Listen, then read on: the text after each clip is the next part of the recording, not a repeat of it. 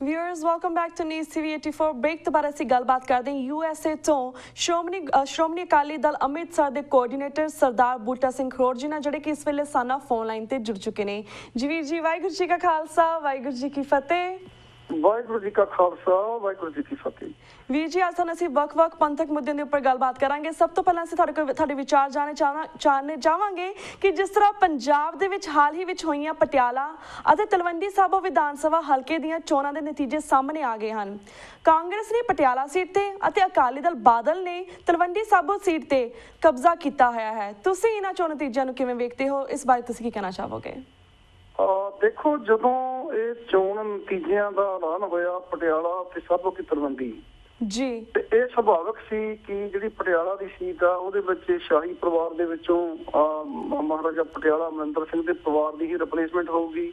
ਹਾਂਜੀ। ਤੇ ਦੂਜੇ ਪਾਸੇ ਸਾਬੋ ਕੀ ਤਲਵੰਡੀ ਤੋਂ ਜਿਹੜੇ ਸਿਟਿੰਗ MLA ਸੀ ਜੀਤ ਮਹਿੰਦਰ ਸਿੰਘ ਸਿੱਧੂ, ਜਿਹੜੇ ਕਿ ਕੈਪਟਨ ਅਮਰਿੰਦਰ ਸਿੰਘ ਦੇ ਬਹੁਤ ਇੱਕ ਸੱਜੀ ਬਾਂਹ ਰਹੇ ਨੇ ਜੀ, ਤੇ ਸੁਭਾਵਿਕ ਕਿ ਅਕਾਲੀ ਦਲ ਦੇ ਵਿੱਚ ਉਹਨਾਂ ਨੇ ਜੁਆਇਨ ਕੀਤਾ ਤੇ ਉਹਨਾਂ ਨੂੰ ਹੀ ਅਕਾਲੀ ਦਲ ਨੂੰ ਟਿਕਟ ਦਿੱਤੀ ਜਾਣੀ ਸੀ। ਹਾਂਜੀ। ਪਰ ਇਹ ਜਿਹੜਾ ਹਰ ਸੁਚੇਤ ਬੰਦਾ ਉਹ ਚੰਗੀ ਤਰ੍ਹਾਂ ਭਲੀ ਭਾਂਤ ਜਾਣਦਾ ਕਿ ਇਹਨਾਂ ਨੇ ਜਿਹੜੀ ਤੀਜੀ ਪਾਰਟੀ ਇੱਕ ਆਪ ਆਈ ਸੀ ਇਹਨਾਂ ਦੇ ਮੁਕਾਬਲੇ ਦੇ ਵਿੱਚ, ਜਿਹਨੇ ਚੰਗਾ ਪਰਫਾਰਮੈਂਸ ਵੀ ਕੀਤੀ ਪੰਜਾਬ ਦੇ ਵਿੱਚ, ਤੇ ਉਹਨੂੰ ਕੁਚਲਣ ਦੇ ਵਾਸਤੇ ਜੀ ਇਹਨਾਂ ਨੇ ਪਹਿਲਾਂ ਹੀ ਆਪਣੀ ਸੀਟਾਂ ਦੀ ਵੰਡ ਕੀਤੀ ਹੋਈ ਸੀ। ਹਰ ਸੁਚੇਤ ਮਨੁੱਖ ਨੂੰ ਇਸ ਗੱਲ ਦਾ ਪਤਾ ਆ। ਹਾਂਜੀ। ਦੂਜੀ ਗੱਲ ਇਹ ਆ ਵੀ ਜਿਹੜਾ ਪਟਿਆਲੇ ਦੇ ਵਿੱਚ MLA ਦੇ ਇਲੈਕਸ਼ਨ ਹੋਏ ਆ ਮਹਾਰਾਣੀ ਪ੍ਰਨੀਤ ਕੌਰ ਦੇ, ਕਿਉਂਕਿ ਉਹਨਾਂ ਦੀ ਉਹ ਸੀਟ ਹੈ ਜੱਦੀ ਪਹਿਲਾਂ ਵੀ ਕੈਪਟਨ ਅਮਰਿੰਦਰ ਸਿੰਘ ਨੇ ਕੋਈ 30-32 ਹਜ਼ਾਰ ਦੀ ਲੀਡ ਨਾਲ ਸੀਟ ਜਿੱਤੀ ਸੀ ਜਦੋਂ MLA ਬਣੇ ਨੇ ਬਤੌਰ। ਜੀ। ਗੱਲ ਰਹੀ ਸਾਬੋ ਕੀ ਤਲਵੰਡੀ ਦੀ। ਹਾਂਜੀ। ਸਾਬੋ ਕੀ ਤਲਵੰਡੀ ਦੇ ਵਿੱਚ ਬਹੁਤ ਲੰਬੇ ਸਮੇਂ ਬਾਅਦ ਅਕਾਲੀ ਦਲ ਨੇ ਆਪਣੀ ਜਿੱਤ ਦਰਜ ਕੀਤੀ ਹੈ। ਜਿਵੇਂ ਉਹ ਜਿੱਤ ਦਰਜ ਕੀਤੀ ਆ, ਮੈਂ ਉਹਦੇ ਬਾਰੇ ਥੋੜਾ ਬਹੁਤਾ ਜ਼ਰੂਰ ਅਵੇਅਰ ਕਰਨਾ ਚਾਹੁੰਦਾ ਜਿੱਥੇ ਤੱਕ ਮੇਰੀ ਆਵਾਜ਼ ਜਾਵੇ। ਜੀ। ਆਪਾਂ ਸਾਰਿਆਂ ਨੂੰ ਪਤਾ ਕਿ ਸਿਰਸਾ ਸਾਹਿਬ ਦੇ ਨੇ ਦਸ਼ਮੇਸ਼ ਪਾਤਸ਼ਾਹ ਦੀ ਅੰਮ੍ਰਿਤ ਦੇ ਉੱਤੇ ਇੱਕ ਨਕਲ ਕਰਕੇ ਜਿਹੜਾ ਡਰਾਮਾ ਕੀਤਾ ਸੀ, ਤੇ ਪੰਥਕ ਦਬਾਅ ਹੋਣ ਤੋਂ ਬਾਅਦ ਪੰਜਾਬ ਸਰਕਾਰ ਨੇ ਇੱਕ ਜਿਹੜਾ ਮੁਕੱਦਮਾ ਦਰਜ ਕੀਤਾ ਸੀ ਉਹਦੇ ਉੱਤੇ ਜੀ, ਉਹ ਇਹਨਾਂ ਇਲੈਕਸ਼ਨਾਂ ਤੋਂ ਥੋੜਾ ਅਰਸਾ ਪਹਿਲਾਂ ਪੰਜਾਬ ਸਰਕਾਰ ਨੇ ਆਪ ਐਫੀਡੇਵਿਟ ਦੇ ਕੇ ਜਿਹੜਾ ਖੁਰਦ-ਮੁਰਦ ਕਰਾ ਦਿੱਤਾ ਸੀ। ਹਾਂਜੀ। ਉਹ ਇੱਕ ਬਹੁਤ ਵੱਡਾ ਸਮਝੌਤਾ ਸੀ ਸੌਦਾ ਸਾਹਿਬ ਦੇ ਨਾਲ, ਭਾਵੇਂ ਉਹਦਾ ਕੁੜਮ ਉਹਨਾਂ ਇਲੈਕਸ਼ਨਾਂ ਦੇ ਵਿੱਚ ਖੜਾ ਸੀ, ਪਰ ਇਹ ਇੱਕ ਸੌਦਾ ਸਾਹਿਬ ਦੇ ਨਾਲ ਪਹਿਲਾਂ ਹੀ ਇੱਕ ਸੌਦੇਬਾਜ਼ੀ ਕੀਤੀ ਗਈ ਸੀ ਇਹਨਾਂ ਦੇ ਇਹ ਜਿਮਨੀ ਇਲੈਕਸ਼ਨਾਂ ਵਾਸਤੇ, ਸਭ ਤਲਵੰਡੀ ਵਾਸਤੇ ਜੀ। ਸੋ ਇਹ ਬੜਾ ਕਲੀਅਰ ਸੀ। ਮੈਂ ਪਹਿਲਾਂ ਵੀ ਤੁਹਾਡੇ ਟੈਲੀਵਿਜ਼ਨ ਦੇ ਉੱਤੇ ਇੰਟਰਵਿਊ ਦੇ ਚੁੱਕਾ ਕਿ ਸਾਡੇ ਕੌਮ ਨੂੰ ਅੱਜ ਕੌਮ ਜਵਾਬ ਮੰਗੇ ਉਹਦੇ ਕੋਲੋਂ ਕਿ ਇੱਕ ਪਾਸੇ ਤਾਂ ਕੌਮ ਨੂੰ ਹੁਕਮ ਕੀਤਾ ਗਿਆ ਕਿ ਇਹਦੇ ਨਾਲ ਰੋਟੀ ਬੇਟੀ ਦਾ ਕੋਈ ਰਿਸ਼ਤਾ ਨਹੀਂ ਰੱਖਣਾ, ਦੂਜੇ ਪਾਸੇ ਫਖਰੇ ਕੌਮ ਦੀ ਸਰਕਾਰ ਨੇ ਆਪ ਹੀ ਆਪਣੀ ਐਫੀਡੇਵਿਟ ਵਾਪਸ ਲੈ ਕੇ ਜਿਹੜਾ ਉਹਨਾਂ ਦਾ ਕੇਸ ਖੁਰਦ-ਮੁਰਦ ਕੀਤਾ। ਉਹ ਸਾਰਾ ਦੂਜਾ ਇਹਨਾਂ ਨੇ ਸਾਬੋ ਕੀ ਤਲਵੰਡੀ ਦੇ ਵਿੱਚ ਸ਼ਰੇਆਮ ਜਿਹੜੇ ਬੂਥ ਕੈਪਚਰਿੰਗ ਹੋਈ ਆ ਉੱਥੇ ਜੀ, ਇਹ ਤਾਂ ਇੱਕ ਸਿਆਸੀ ਇਲੈਕਸ਼ਨ ਨੇ। ਇਹਨਾਂ ਨੇ SGPC ਜਿਹੜੀ 2011 ਚ ਹੋਈ ਆ ਉਹਦੇ ਵੀ ਸਾਰੇ ਇਹਨਾਂ ਨੇ ਬੂਥ ਕੈਪਚਰਿੰਗ ਇਸੇ ਤਰ੍ਹਾਂ ਕੀਤੀ ਆ। ਇਹ ਤਾਂ ਇੱਕ ਬੂਥ ਕੈਪਚਰਿੰਗ ਕਰਕੇ ਸ਼ਰੇਆਮ ਧੱਕੇ ਧੌਲੇ ਕਰਕੇ ਜਿਹੜੀ ਇਹਨਾਂ ਨੇ ਸੀਟ ਸਾਬੋ ਕੀ ਤਲਵੰਡੀ ਦੀ ਜਿੱਤੀ ਆ। ਜੀ ਜੀ, ਬਿਲਕੁਲ। ਤੇ ਵੀਰ ਜੀ, I would like to ask ਕਿ ਅਸੀਂ ਇਹ ਤਾਂ ਗੱਲ ਕੀਤੀ ਆਮ ਆਦਮੀ ਪਾਰਟੀ ਦੀ ਜਾਂ ਕਾਂਗਰਸ ਜਾਂ BJP ਦੀ, ਇਹਨਾਂ ਨੇ ਜਿਸ ਆਪਣੇ ਉਮੀਦਵਾਰ ਖੜੇ ਕੀਤੇ। I would like to ask ਕਿ ਤੁਸੀਂ ਸ਼੍ਰੋਮਣੀ ਅਕਾਲੀ ਦਲ ਅੰਮ੍ਰਿਤਸਰ ਵੱਲੋਂ ਕੋਈ ਉਮੀਦਵਾਰ ਕਿਉਂ ਨਹੀਂ ਖੜਾ ਕੀਤਾ ਇਸ ਇਲੈਕਸ਼ਨ ਦੇ ਵਿੱਚ? ਦੇਖੋ ਬੀਬੀ ਜੀ, ਗੱਲ ਇਹ ਆ ਵੀ ਅਸੀਂ ਇਲੈਕਸ਼ਨ ਜਿਹੜੇ ਉੱਥੇ ਇੰਨੇ ਮਹਿੰਗੇ ਕਰ ਦਿੱਤੇ ਗਏ ਨੇ। ਦੂਜਾ ਇਹ ਆ ਵੀ ਅਸੀਂ ਬਹੁਤ ਪਿਛਲੇ 25 ਸਾਲ ਤੋਂ ਹਮੇਸ਼ਾ ਜਿਹੜੇ ਕੈਂਡੀਡੇਟ ਆ ਸਾਡੇ ਵੱਲੋਂ ਉਤਾਰੇ ਜਾਂਦੇ ਰਹੇ ਨੇ ਜੀ, ਤੇ ਕਿਉਂਕਿ ਇਹ ਪਾਰਟੀ ਜਿਹੜੀ ਆ ਸਿੱਖਾਂ ਦੀ ਆਜ਼ਾਦ ਹਸਤੀ ਜਿਹੜੀ ਖਾਲਿਸਤਾਨ ਦੀ ਸੋਚ ਦੀ ਧਾਰਨੀ ਆ, ਤੇ ਇਸ ਸਟੈਂਡ ਤੋਂ ਸਰਦਾਰ ਸਿਮਰਨਜੀਤ ਸਿੰਘ ਮਾਨ ਕਦੇ ਵੀ ਅੱਗੇ ਪਿੱਛੇ ਨਹੀਂ ਹੋਏ, ਭਾਵੇਂ 2 ਵਾਰੀ ਉਹ ਮੈਂਬਰ ਪਾਰਲੀਮੈਂਟ ਦੇ ਇਲੈਕਸ਼ਨ ਵੀ ਜਿੱਤੇ ਨੇ ਉਹਨਾਂ ਨੇ। ਸੋ ਪਾਰਟੀ ਨੇ ਪਹਿਲਾਂ ਫੈਸਲਾ ਕੀਤਾ ਸੀ ਕਿ ਅਸੀਂ ਆਪਣੇ ਜਿਹੜੇ ਆ ਕੈਂਡੀਡੇਟ ਖੜੇ ਕਰਾਂਗੇ ਜੀ। ਸੋ ਇਹਦੇ ਇਲੈਕਸ਼ਨ ਅੱਜ ਕੱਲ੍ਹ ਇੰਨੇ ਮਹਿੰਗੇ ਕੀਤੇ ਹੋਏ ਨੇ ਕਿਉਂਕਿ ਸਾਡੇ ਜਥੇਦਾਰ ਸਾਰੇ ਜਿਹੜੇ ਉਹ ਮਿਹਨਤੀ ਕਿਸਮ ਦੇ ਲੋਕ ਨੇ, ਨਾ ਤਾਂ ਉਹਨਾਂ ਕੋਲ ਉਸ ਤਰੀਕੇ ਦਾ ਧਨ ਦੌਲਤ ਤੇ ਪੈਸਾ ਆ ਜਿਹੜਾ ਕਿ ਇਹਨਾਂ ਲੋਕਾਂ ਦੇ ਨਾਲ ਉਹ ਆਪਣਾ ਸਾਰਾ ਕੰਪੇਅਰ ਕਰ ਸਕਣ। ਸੋ ਇਹਨਾਂ ਗੱਲਾਂ ਬਾਤਾਂ ਨੂੰ ਦੇਖਦਿਆਂ ਮੇਰਾ ਖਿਆਲ ਉਹਨਾਂ ਨੇ ਕੁਛ ਬੈਕਅਪ ਕੀਤਾ ਕਿ ਅਸੀਂ ਫਾਈਨੈਂਸ਼ੀਅਲੀ ਜਿਹੜਾ ਉਸ ਤਰੀਕੇ ਨਾਲ ਅਪਰੋਚ ਨਹੀਂ ਕਰ ਸਕਦੇ ਜਿਸ ਤਰੀਕੇ ਨਾਲ ਇਹ ਲੋਕ ਜਿਹੜੇ ਨੇ ਕਰ ਸਕਦੇ ਨੇ, ਕਿਉਂਕਿ ਇਹਨਾਂ ਨੂੰ ਬਿਜ਼ਨਸਮੈਨ ਇਹਨਾਂ ਨੂੰ ਸਮਗਲਿੰਗ ਦੇ ਸੁਦਾਗਰ ਜਿਹੜੇ ਨੇ ਉਹ ਪੈਸੇ ਦਿੰਦੇ ਨੇ, ਤੇ ਸਾਡੇ ਕੋਲ ਸਾਰਾ ਜਿਹੜਾ ਦਸਾਂ ਨਹੁੰ ਦੀ ਕਿਰਤ ਕਮਾਈ ਆ ਉਹਦੇ ਮੁਤਾਬਕ ਜਿੰਨੀ ਕੁ ਅਸੀਂ ਸੜਕਾਂ ਤੇ ਆਵਾਜ਼ ਉਠਾ ਸਕਦੇ ਹਾਂ ਫੰਕਸ਼ਨਾਂ ਤੇ ਆਵਾਜ਼ ਉਠਾ ਸਕਦੇ ਆ। ਮਤਲਬ ਉਸ ਤਰੀਕੇ ਦੇ ਨਾਲ ਜਿਹੜਾ ਸ਼੍ਰੋਮਣੀ ਅਕਾਲੀ ਦਲ ਅੰਮ੍ਰਿਤਸਰ ਆ ਉਹ ਆਪਣਾ ਫਰਜ਼ ਪੂਰੇ ਕਰਦਾ ਆ ਰਿਹਾ।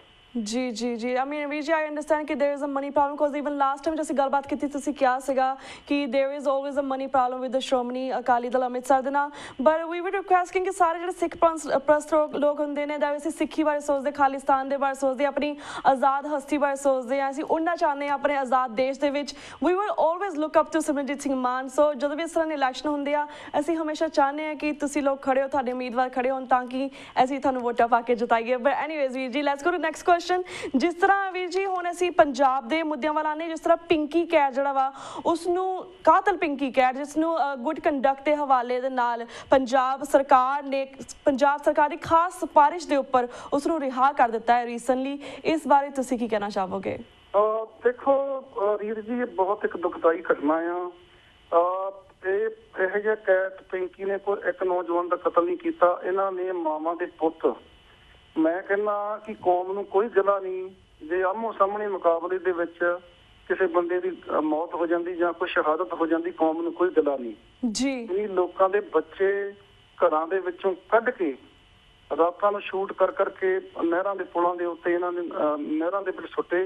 ਹਾਂਜੀ ਸੋ ਮੈਂ ਤੁਹਾਡਾ ਥੋੜਾ ਧਿਆਨ ਪਿਛਾ ਲਿਜਾਣਾ ਚਾਹੁੰਦਾ ਕਿ ਇਹ ਜਦੋਂ KPS ਗਿੱਲ ਜਾਂ ਰਵੈਰੋਂ ਜਾਂ ਗਵਰਨਰ ਰੇ ਦੇ ਟਾਈਮ ਜਦੋਂ ਝੂਠੇ ਪੁਲਿਸ ਮੁਕਾਬਲੇ ਸ਼ੁਰੂ ਹੋਏ ਨੇ ਸ਼੍ਰੋਮਣੀ ਅਕਾਲੀ ਦਲ ਅੰਮ੍ਰਿਤਸਰ ਨੇ ਆਪਣੇ ਬਹੁਤ ਵੱਡੇ ਫਰਜ਼ ਪੂਰੇ ਕੀਤੇ ਆ। ਈਵਨ ਜਦੋਂ DGP ਵਿਰਕ ਵੀ ਪੰਜਾਬ ਦੇ ਵਿੱਚ ਕੈਪਟਨ ਅਮਰਿੰਦਰ ਸਿੰਘ ਨੇ ਅਪੁਆਇੰਟ ਕੀਤਾ ਸਰਦਾਰ ਸਿਮਰਨਜੀਤ ਸਿੰਘ ਮਾਨ ਨੇ ਉਸ ਵੇਲੇ ਵੀ ਸੁਪਰੀਮ ਕੋਰਟ ਦਾ ਦਰਵਾਜ਼ਾ ਖੜਕਾਇਆ ਕਿਉਂਕਿ ਇਹ ਵੀ ਵਿਰਕ ਸੈਨਾ ਲੈ ਕੇ ਇਹਨੇ ਪੰਜਾਬ ਦੇ ਨੌਜਵਾਨ ਬੱਚਿਆਂ ਨੂੰ ਕੋ ਕੇ ਮਾਰਿਆ। ਚਾਹੇ ਆਲਮ ਸੀ ਚਾਹੇ ਇਹ DGP ਅੱਜ ਦਾ ਸਮੀਰ ਸਿੰਘ ਸੈਣੀ ਆ ਔਰ ਸਾਡੀ ਪਾਰਟੀ ਨੇ ਸੈਂਕੜੇ ਐਫੀਡੇਵਿਟ ਪੁਲਿਸ ਇੰਸਪੈਕਟਰਾਂ ਤੇ IPS ਅਫਸਰਾਂ ਤੇ ਦੇ ਕੇ ਸਾਡੇ ਵਕੀਲ ਸ਼੍ਰੀ ਰੰਜਨ ਲਖਨਪਾਲ ਦੁਆਰਾ ਇਹਨਾਂ ਸਾਰਿਆਂ ਤੇ ਅਸੀਂ ਮੁਕੱਦਮੇ ਦਾਇਰ ਕੀਤੇ। ਸਵਾਲ ਇਸ ਚੀਜ਼ ਦਾ ਪੈਦਾ ਹੁੰਦਾ ਇਹੋ ਜਿਹੇ ਕੈਟ ਤੇ ਬਹੁਤ ਨੇ ਜਿਨ੍ਹਾਂ ਨੇ ਮਨੁੱਖੀ ਘਾਣ ਕੀਤੇ ਨੇ ਸਾਡੀ ਕੌਮ ਦੇ। ਪਰ ਮੈਂ ਇੱਥੇ ਸਵਾਲ ਇੱਕ ਉਠਾਉਣਾ ਚਾਹੁੰਦਾ ਵੀ ਜਿਨ੍ਹਾਂ ਨੇ ਪ੍ਰਕਾਸ਼ ਸਿੰਘ ਬਾਦਲ ਦੇ ਕਹਿਣ ਤੇ ਮੋਰਚਾ ਲਾਉਣ ਤੋਂ ਬਾਅਦ ਜਿਨ੍ਹਾਂ ਨੌਜਵਾਨਾਂ ਨੇ ਆਪਣੀਆਂ ਜਵਾਨੀਆਂ ਅੱਜ ਜੇਲ੍ਹਾਂ ਵਿੱਚ ਗਾਲ ਦਿੱਤੀਆਂ ਉਹਨਾਂ ਨੂੰ ਰਿਲੀਜ਼ ਕਰਾਉਣ ਜਿਨ੍ਹਾਂ ਦੀਆਂ ਕੈਦਾਂ ਵੀ ਪੂਰੀਆਂ ਹੋ ਚੁੱਕੀਆਂ ਉਮਰ ਕੈਦਾਂ ਉਹਨਾਂ ਨੂੰ ਛਡਾਉਣ ਵਾਸਤੇ ਪੰਥ ਨੂੰ ਮੋਰਚੇ ਲਾਉਣੇ ਪਏ ਹੋਏ ਨੇ। ਤੇ ਮੈਂ ਫਕਰੇ ਕੌਮ ਨੂੰ ਇਹ ਪੁੱਛਣਾ ਚਾਹੁੰਦਾ ਵੀ ਉਹ ਜਿਹਨੇ ਆਪਣੀਆਂ ਸਜ਼ਾ ਭੁਗਤ ਚੁੱਕੇ ਨੇ ਉਹਨਾਂ ਨੂੰ ਰਿਲੀਜ਼ ਨਹੀਂ ਕੀਤਾ ਜਾ ਰਿਹਾ। ਜਿਨ੍ਹਾਂ ਨੇ ਕੌਮ ਦਾ ਘਾਣ ਕੀਤਾ ਉਹਨਾਂ ਨੂੰ 7 ਸਾਲ ਦੇ ਵਿੱਚ ਜਿਹੜਾ ਗਵਰਨਮੈਂਟ ਆਪਣੀ ਇਨਵੋਲਵਮੈਂਟ ਕਰਕੇ ਛੁਡਵਾ ਰਹੀ ਆ। ਤੇ ਮੈਂ ਤਾਂ ਇਹ ਸੋਚਦਾ ਕਿ ਸਾਡੀ ਕੌਮ ਸੁਚੇਤ ਕਿਉਂ ਨਹੀਂ ਹੋ ਰਹੀ ਹੈਗੀ। ਸਾਨੂੰ ਸਾਰਾ ਕੁਝ ਪਤਾ ਹੋਣ ਦੇ ਬਾਵਜੂਦ ਵੀ ਅਸੀਂ ਮਕਾਰੀ ਨੀਂਦ ਸੁੱਤੇ ਹੋਏ ਆ। ਇਸ ਗੱਲ 'ਚ ਕੋਈ ਵੀ ਸ਼ੱਕ ਨਹੀਂ ਕਿ ਠੀਕ ਆ ਉੱਥੇ ਧੱਕੇ ਧੌਲੇ ਹੁੰਦੇ ਨੇ ਪਰ ਜਦੋਂ ਅਸੀਂ ਸੜਕਾਂ ਤੇ ਉਤਰਾਂਗੇ ਅਸੀਂ ਕਾਨੂੰਨ ਦੇ ਦਾਇਰੇ ਵਿੱਚ ਰਹਿ ਕੇ ਵੀ ਆਪਣੀ ਆਵਾਜ਼ ਨੂੰ ਉਠਾਈਏ ਤਾਂ ਕਿ ਦੁਨੀਆ ਅੰਤਰਰਾਸ਼ਟਰੀ ਪੱਧਰ ਦੇ ਉੱਤੇ ਆਪਣੀ ਆਵਾਜ਼ ਨੂੰ ਲੈ ਕੇ ਜਾਈਏ ਕਿਤੇ ਨਾ ਕਿਤੇ ਸਾਡੀ ਗੱਲ ਜ਼ਰੂਰ ਸੁਣੀ ਜਾਊਗੀ। ਜੀ ਬਿਲਕੁਲ ਵੀਰ ਜੀ।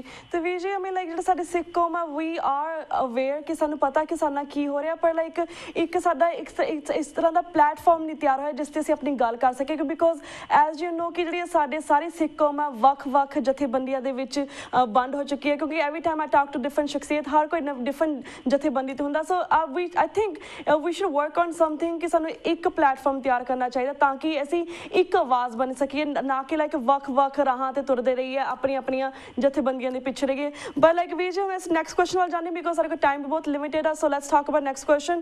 ਸਾਡੇ ਵਿਚਾਰ ਜਾਣਨਾ ਚਾਹਾਂਗੇ ਜਿਸ ਤਰ੍ਹਾਂ RSS ਦੇ ਮੁਖੀ ਮੋਹਨ ਭਾਗਵਤ ਨੇ ਸਿੱਖ ਬੋਧੀ ਤੇ ਜੈਨੀਆਂ ਨੂੰ ਹਿੰਦੂਆਂ ਦਾ ਅੰਗ ਦੱਸਿਆ ਹੈ ਇਸ ਬਾਰੇ ਇਸ ਦੇ ਵਿਚਾਰ ਬਾਰੇ ਤੁਸੀਂ ਕੀ ਕਹਿਣਾ ਚਾਹੋਗੇ? ਇਸ ਦੇ ਬਿਆਨ ਦੇ ਵਿੱਚ ਤੁਸੀਂ ਆਪਣੇ ਕੀ ਵਿਚਾਰ ਦੇਣਾ ਚਾਹੋਗੇ? ਦੇਖੋ ਜੀ ਗੱਲ ਇਹ ਆ ਵੀ ਭਾਗਵਤ ਨੇ ਅੱਜ ਕਹਿ ਦਿੱਤਾ ਇਹ ਤੋਂ ਪਹਿਲਾਂ ਬਹੁਤਿਆਂ ਨੇ ਹੋਰ ਵੀ ਕਿਹਾ ਜੀ ਜਦੋਂ ਹਿੰਦੁਸਤਾਨ ਦਾ ਕਾਨੂੰਨ ਕਹਿੰਦਾ ਬਈ ਜਿਹੜੇ ਸਿੱਖ ਨੇ ਹਿੰਦੂ ਨੇ ਜੈਨੀ ਨੇ they are part of Hindu.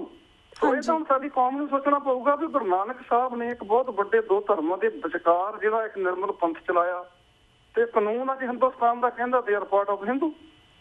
So ਮੇਰਾ ਖਿਆਲ ਆ ਬਈ ਦੇਖੋ ਭਾਗਵਤ ਜਿਹੜਾ ਜਾਂ ਨਾ ਤਾਂ ਸਿੱਖਾਂ ਦੀ ਹੋਂਦ ਨੂੰ ਚੰਗੀ ਤਰ੍ਹਾਂ ਸਮਝਣ ਦੀ ਕੋਸ਼ਿਸ਼ ਕਰਦਾ ਜੀ ਇੱਕ ਸਾਵਰਨ ਧਰਮ ਹੈ ਜਿਹੜਾ ਦੁਨੀਆ ਦਾ ਵੱਡੇ ਧਰਮਾਂ ਚੋਂ 5ਵਾਂ ਧਰਮ ਹੈ ਦੁਨੀਆ ਦਾ ਜੀ। ਸੋ ਮੈਂ ਤਾਂ ਹਮੇਸ਼ਾ ਆਪਣੀ ਕੌਮ ਨੂੰ ਇਹ ਬੇਨਤੀ ਕਰਦਾ ਇਹੋ ਜਿਹੀਆਂ ਚੁਣੌਤੀਆਂ ਦਾ ਸਾਹਮਣਾ ਤੁਹਾਨੂੰ ਹਮੇਸ਼ਾ ਕਰਨਾ ਪਊਗਾ। ਤੁਸੀਂ 6 ਮਹੀਨੇ ਜਵਾਬ ਦਿੰਦੇ ਰਹੋਗੇ ਭਗਵਤ ਦਾ ਕੱਲ ਨੂੰ ਕੋਈ ਮਿਸਟਰ ਤੋਗੜੀਆ ਕੋਈ ਮਤਲਬ ਇਹੋ ਜਿਹਾ ਛੱਡ ਦਊਗਾ ਜੀ। ਸਾਰੀ ਕੌਮ ਨੂੰ, ਸਾਰੀਆਂ ਜਥੇਬੰਦੀਆਂ ਨੂੰ ਮੈਂ ਤਾਂ ਨਿਮਰਤਾ ਸਾਹਿਬ ਬੇਨਤੀ ਕਰਦਾ ਕਿ ਜਥੇਬੰਦੀਆਂ ਵੱਖਰੀਆਂ ਵੱਖਰੀਆਂ ਹੋ ਸਕਦੀਆਂ ਨੇ। ਗੁਰੂ ਕਾਲ ਦੇ ਵੇਲੇ ਵੀ ਵੱਖਰੇਵੇਂ ਰਹੇ ਨੇ ਸਿੱਖਾਂ ਦੇ ਵਿੱਚ, ਮਿਸਲਾਂ ਵੇਲੇ ਵੀ ਰਹੇ ਨੇ, ਉਹ ਤੋਂ ਬਾਅਦ ਵੀ ਰਹੇ ਨੇ, ਪਿੱਛੇ ਵੀ ਰਹੇ ਨੇ, ਪਰ ਦੁਸ਼ਮਣ ਦੇ ਨਾਲ ਜਿਹੜੀ ਲੜਾਈ ਆ ਸਾਨੂੰ ਸਾਂਝੀ ਕਰਨੀ ਚਾਹੀਦੀ ਆ। ਸਾਨੂੰ ਹਮੇਸ਼ਾ ਜੇ ਇਹਨਾਂ ਚੁਣੌਤੀਆਂ ਤੋਂ ਬਚਣਾ, ਇਸ ਧਰਮ ਨੂੰ ਦੁਨੀਆ ਦਾ ਹਾਣੀ ਬਣਾਉਣਾ ਜੀ, ਇਸ ਆਉਣ ਵਾਲੀਆਂ ਨਸਲਾਂ ਨੂੰ ਸਿਰ ਉੱਚਾ ਚੱਕ ਕੇ ਰਖਾਉਣਾ, ਤੇ ਸਾਨੂੰ ਜਿਹੜਾ ਆ ਆਪਣਾ ਸਾਵਰਨ ਦੇਸ਼ ਨਹੀਂ ਜਿੰਨੀ ਦੇਰ ਹੁੰਦਾ, ਜਿੰਨੀ ਦੇਰ 3 ਨਿਊਕਲੀਅਰ ਮੁਲਕਾਂ ਦੇ ਵਿਚਾਲੇ ਸਾਵਰਨ ਦੇਸ਼ ਨਹੀਂ ਸਾਡਾ ਬਣਦਾ, ਉਨੀ ਦੇਰ ਸਾਨੂੰ ਇਹਨਾਂ ਚੁਣੌਤੀਆਂ ਦਾ ਹਮੇਸ਼ਾ ਰੀਤੀ ਸਾਹਮਣਾ ਕਰਨਾ ਪੈਂਦਾ ਰਹੂਗਾ। ਜੀ ਬਿਲਕੁਲ ਬਿਲਕੁਲ ਵੀਰ ਜੀ। ਤੇ ਵੀਰ ਜੀ ਸਾਡਾ ਹੁਣ ਵਕਤ ਸਮਾਪਤੀ ਵੱਲ ਜਾ ਰਿਹਾ, ਹੋਰ ਕੁਐਸਚਨ ਦੇ ਸਾਡੇ ਕੋਲ ਟਾਈਮ ਇੰਨਾ ਹੈ ਨਹੀਂਗਾ, ਵਕਤ ਇੰਨਾ ਹੈ ਨਹੀਂਗਾ। ਤੁਹਾਡਾ ਬਹੁਤ ਬਹੁਤ ਸ਼ੁਕਰੀਆ ਕਿ ਜਿੰਨੇ ਵੀ ਕੁਐਸਚਨ ਤੁਹਾਡੇ ਕੋਲ ਪੁੱਛੇ ਨੇ ਤੁਸੀਂ ਉਹਨਾਂ 'ਤੇ ਆਪਣੇ ਵਿਚਾਰ ਸਾਂਝੇ ਕੀਤੇ, ਪੂਰੇ ਡੀਟੇਲ ਦੇ ਨਾਲ ਸਾਡੇ ਦਰਸ਼ਕਾਂ ਨੂੰ ਵੇਰਵਾ ਦਿੱਤਾ। ਇਸੇ ਤਰ੍ਹਾਂ ਸਮੇਂ-ਸਮੇਂ ਵੱਖ-ਵੱਖ ਪੰਥਕ ਮੁੱਦਿਆਂ ਦੇ ਉੱਪਰ ਅਸੀਂ ਤੁਹਾਨੂੰ ਦਰਸ਼ਕਾਂ ਦੇ ਰੂਬਰੂ ਕਰਵਾਉਂਦੇ ਰਵਾਂਗੇ। ਪਰ ਹੁਣ ਵੀਰ ਜੀ ਤੁਹਾਡੇ ਕੋਲ ਇਜਾਜ਼ਤ ਲੈਂਦੇ ਹਾਂ। ਵਾਹਿਗੁਰੂ ਜੀ ਕਾ ਖਾਲਸਾ, ਵਾਹਿਗੁਰੂ ਜੀ ਕੀ ਫਤਿਹ। ਵਿਊਅਰਸ ਵਕਤ ਹੋ ਗਿਆ ਤੁਹਾਡੇ ਕੋਲ ਇਜਾਜ਼ਤ ਲੈਣ ਦਾ। ਕੱਲ ਨੂੰ ਮਿਲਾਂਗੇ ਸੇਮ ਟਾਈਮ ਸੇਮ ਸ਼ੋ ਤੇ। ਤਦ ਤੱਕ ਲਈ ਵਾਹਿਗੁਰੂ ਜੀ ਕਾ ਖਾਲਸਾ, ਵਾਹਿਗੁਰੂ ਜੀ ਕੀ ਫਤਿਹ।